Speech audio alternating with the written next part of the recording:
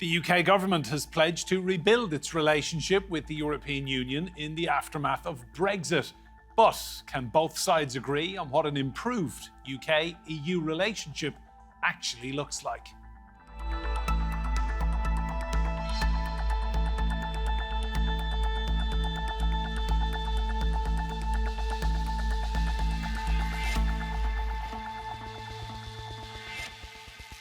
Hello and welcome to Roundtable. I'm Enda Brady. Now, the UK Prime Minister, Keir Starmer, is on a mission this year to get relations with the EU back on track. Along with his ministers, they've been filling their diaries with visits to Brussels.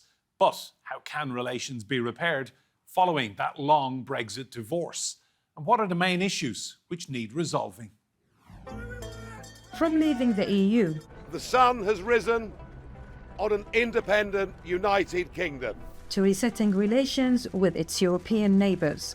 When it comes to the wider reset with Europe, I'm absolutely clear that we do want a reset. I've been able to repeat that here today, a reset with Europe, a reset with the EU.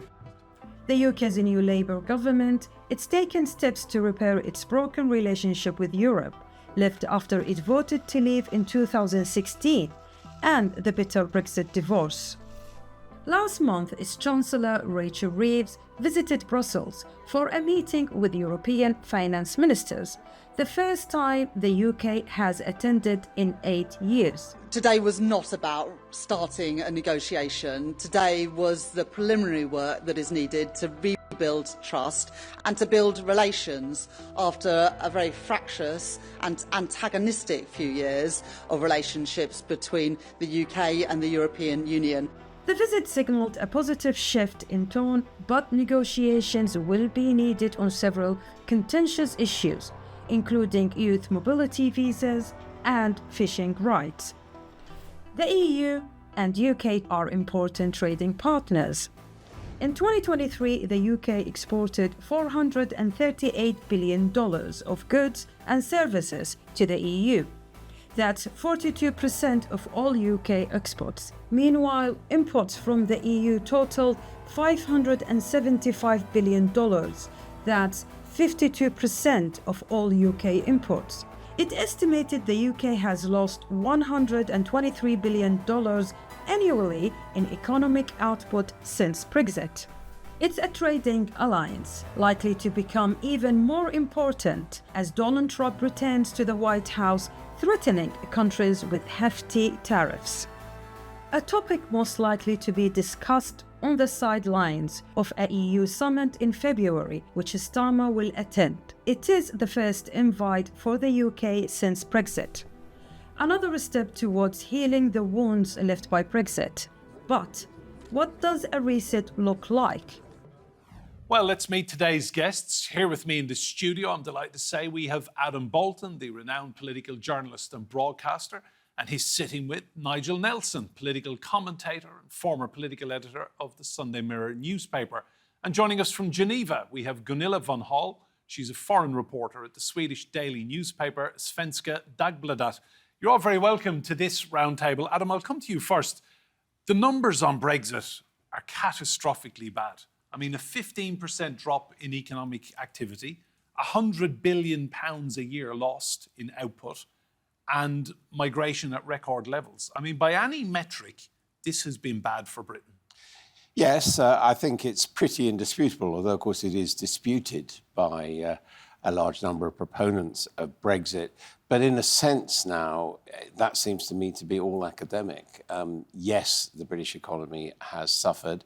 Yes, in opinion polls, clear majorities now say that they think Brexit was a mistake and they would like a closer relationship.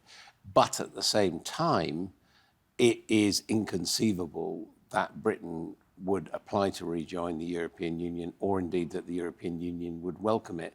So I think the question is more we are where we are and how we go from here than, bemoaning what's happened. And certainly if we look now at the positions of the main political parties, not one of them, Conservative, Labour, Liberal Democrat, or indeed, of course, Reform, are saying, yes, we want to get back in. The only party saying we want to get back in is the SNP, although that's really ties into their desires for Scotland to go its own way from the rest of the UK. So it is indisputable that the economy has slowed down. I mean, trade barriers are there. It's also interesting that there's been resistance on both sides to fully implement the agreement on trade. I mean, for example, by now, every time you crossed into Schengen, you were supposed to have to give your fingerprints, have your eye scanned, just as you would going into America or Japan. That hasn't happened. It's just been too difficult and seemed too silly for people to implement. So I think there is a warming of relationship between the two sides, not least because the previous Conservative government, frankly, were Europhobic. And in running up the flag of Brexit, they really took a very hostile attitude towards Europe. Remember, Prime Minister Liz Truss actually saying she couldn't say whether France was a friend or a foe. Yeah. Nigel, enter the room, Keir Starmer, picking up the pieces of all these broken relationships and the mess that was left behind. How on earth does he begin to rebuild trust and a relationship with Europe? Well, I mean, the close relationship is important. Europe's our biggest trading partner, so it's essential we actually sort that out. Adam just mentioned trade barriers. The last figure I saw, they were costing about 27 billion.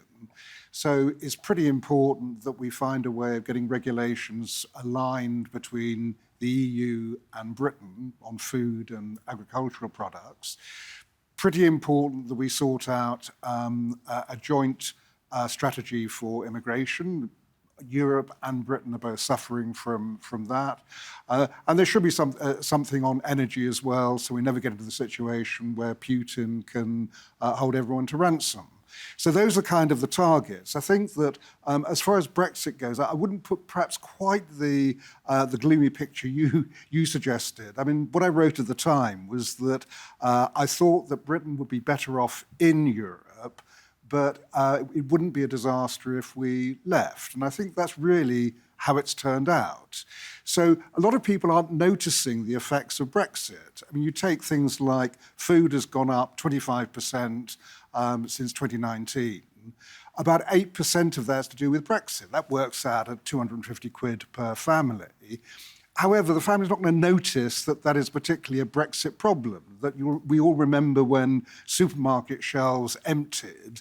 That was because 16,000 EU lorry drivers based here returned home. What we don't know is it also coincided with COVID. Did they go home because they couldn't stand the thought of all the red tape from Brexit, or did they go home to be with their families while the pandemic was on? But the end result is Britain has been harmed. Yeah, I mean, there's no question we are worse off now than we were before Brexit. It's also true supermarket shelves are less full than they were, and that there are a number of goods. They're still going on. Number of goods which European companies have simply decided it's not worth trying to export to Britain. Well, 16,000 businesses here no longer trade with Europe. That's since Brexit. And that's harming Britain again. Yes, it is. Yeah. Yes, it is. Let's bring in Gunilla for the European view. Gunilla, looking on, you're in Switzerland today, but you're originally from Sweden. Just give me your take on how people across Europe now see the United Kingdom. I think a lot of things have changed since we had a few elections, and not least with Donald Trump winning the election, becoming the next president in the US. And his protectionistic tariff agenda and his skepticism, even hostility against the EU and NATO, has changed a lot the landscape, I would say. The whole geopolitical landscape is a bit different now. Europe, from the EU's point of view, Europe has to be stronger, get together, collaborate. And that means also the UK. So there is a big interest, even more than before now, in the EU to get closer to the UK, to get some kind of relationship reset. Even though I have to say EU has a lot on its plate already. Beginning of this year, it's a matter of boosting competitiveness, getting economies going better. A big issue is how to continue supporting Ukraine, exploring EU membership with Ukraine even, how to deal with migration flows, grappling with the rising of rightist parties in the EU and Europe. So there's a lot on the plate for the EU, and thereby to start complex negotiations with London could be challenging. Maybe it's not a top priority for the EU, but the interest is there to collaborate closer, to get a stronger, more solid collaborative EU and Europe in the face of the new US administration. Thanks, Gunilla. I want to take a look at some words from Michael Heseltine, former Deputy Prime Minister and a very big beast in Conservative politics in the UK. Michael Heseltine recently said this about Brexit. It has destroyed Britain's leadership in Europe just at a time when there was a critical need for it. It has closed off opportunities for the younger generation to share in the benefits of Europe, and it has denied Britain's industrial base access to the research and policies of Europe. Our economy is much worse because of it, and there is no reputable authority that denies this. I think the British people know that they were deceived, and the deceit is measured in reduced living standards. What would you say to that, Adam? Well, I would say that it's true, but I would go back to what I was saying, is that it was a democratic decision in a referendum, which incidentally I think was foolish to ever have. I don't think it's an appropriate subject to settle on a yes-no referendum, although I accept that Harold Wilson did do the same for us going in. But I think it's no use crying over spilt milk. I think we need to look at what parts of that relationship can be reconstructed. So, for example, in participation in science projects, it appears, after some grumbling, the UK is going back into that. I think one of the issues that's going to come up, and let's remember, no British minister for 5 years after Brexit wanted anything to do with Europe. We've already had the Chancellor and the Foreign Secretary going to meetings of their opposite numbers at an EU level. We've got the Prime Minister going to a meeting of the European Council informally in February. And we've got starting of something which Conservative governments rejected, which is annual EU-UK summits starting this year. So there is a clear move towards it. But the basic issue now is, now that the UK is out of the European Union, the only option is cherry picking, which is the one thing that the European Union resisted in negotiations, understandably, because they didn't want to give Britain an attractive package. But now, in practical terms, I think what we're going to see is revisiting in a lot of areas. It seems, as Nigel was saying, they're going to move in veterinary areas.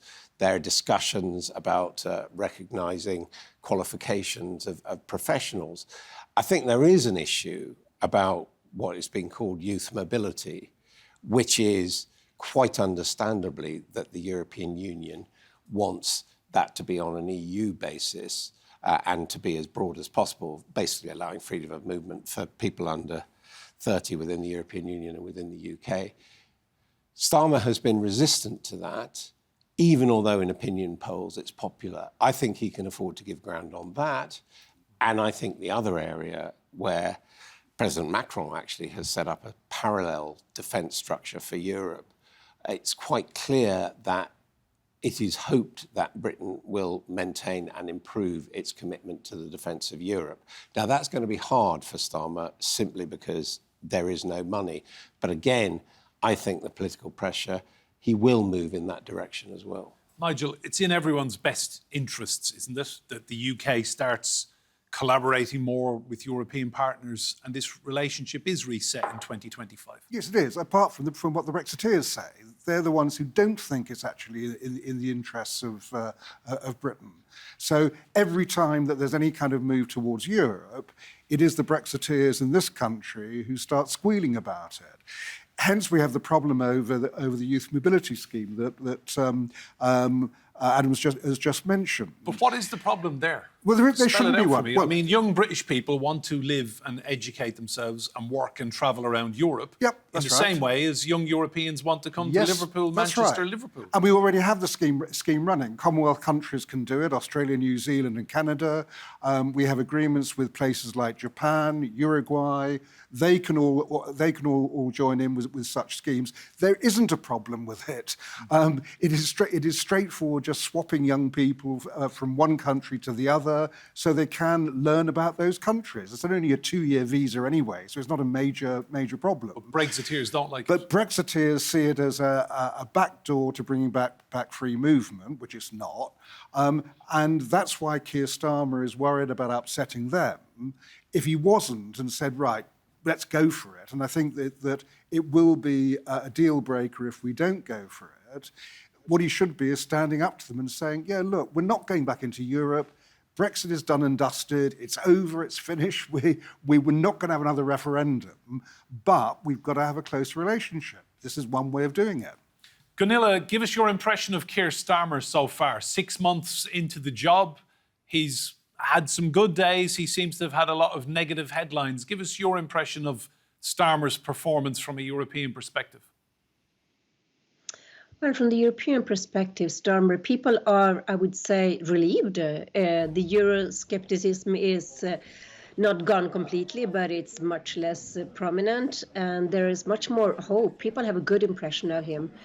A lot of hopes, I would say, that things will change, that there can be a reset of relations, that what you were mentioning was very important on these youth programs, the youth mobility program, that it can actually be realized. Young people from the EU and UK can study, work, live in the UK or the EU for shorter periods of time. That is one hope. People hope from Starmer to actually realize this. Other things that people have expectations of here in the EU from Europe is to maintain access to fishing waters for European fishermen. That is something very important for some coastal communities in many EU member states. That's another thing that people have the impression that Starmer will also realize or keep. Other things that people in Europe hope and seems to be able to be realized by Starmer is some kind of collaboration when it comes to defense and security. Is it peacekeeping? Is it counter-terrorism collaboration? Is it sharing intelligence? Is it joint investments in defense innovation? Some kind of collaboration in defense and security is very important. And another issue I also want to mention that people here in Europe have a hope that Starmer will be able to realize in a new collaboration, better trade economy, reducing barriers like custom checks, other regulations, especially when it comes to cars, pharmaceuticals, agriculture. These are issues, what I mentioned now, where people think that he is the man who could possibly make these things happen if there is a better, closer reset of relations and collaborations between the UK and the EU. Adam, talk to me about the architects of Brexit. You alluded to David Cameron making that decision to begin with, but it wasn't just Cameron. I mean, Boris Johnson heavily involved, Nigel Farage heavily involved. Where did they stand? I mean, how will history look back on these men? Well, you mentioned Nigel Farage and Boris Johnson. I think those are probably the two key figures, although Dominic Cummings, the advisor, would claim that he was the champion. The fact of the matter is that the Conservative Party had a minority within it who chose to agitate around the European issue. There was, in fact, not in the Conservative Party and certainly not in any other parties, any widespread discontent with being in the European Union, but they managed to repeatedly exploit this area to the point that they became an obstacle, as David Cameron thought, to continuing with policy towards Europe. So he thought, having got away with the referendum on Scotland and won the referendum on alternative voting, that he could unite his party by holding a referendum and having the Brexiteers defeated. That was a massive miscalculation, not least because a vote on any issue in the midterm of a government is not going to be about the issue on the piece of paper. It's going to be about on the issue which is campaigning. And Cameron made a further mistake in as much as he miscalculated what his own cabinet would do, wasn't sure which way Boris Johnson would go, didn't think Michael Gove would also join the Leavers, and he crucially, for that reason, said to the campaign which he was chairing, which was the Remain campaign, don't campaign hard. If you campaign hard, you'll only upset the Conservatives in my ranks who are going to be defeated. And that was completely fatal. Nigel, talk to me about British public opinion. You're on air, you're on radio, TV every single day, you're talking to people. If that referendum were to be redone, what do you think would happen? I think that if the referendum came again, the result would be much the same.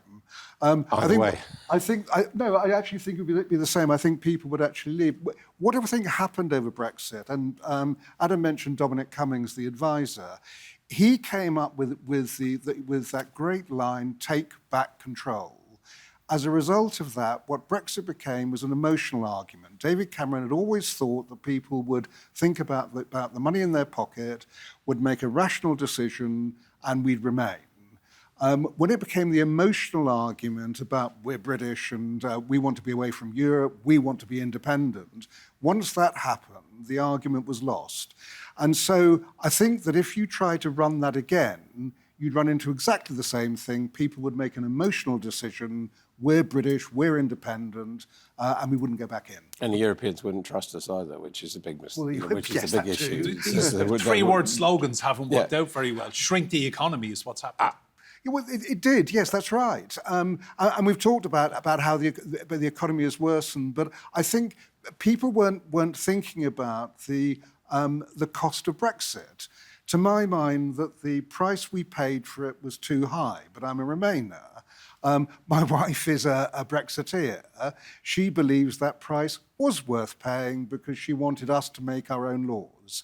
And that, I think, was the way it polarised Britain and still does. I think the interesting question now, as we approach the discussions about the reset, which are going to be underway, is that although I would say they're outraged by the negatives, there are some benefits of Brexit. So, for example, ministers are going to work hard if there is a trade war between the EU and the US to try and keep the UK out of it. And, obviously there's a great deal of discussion about tech and how you regulate tech.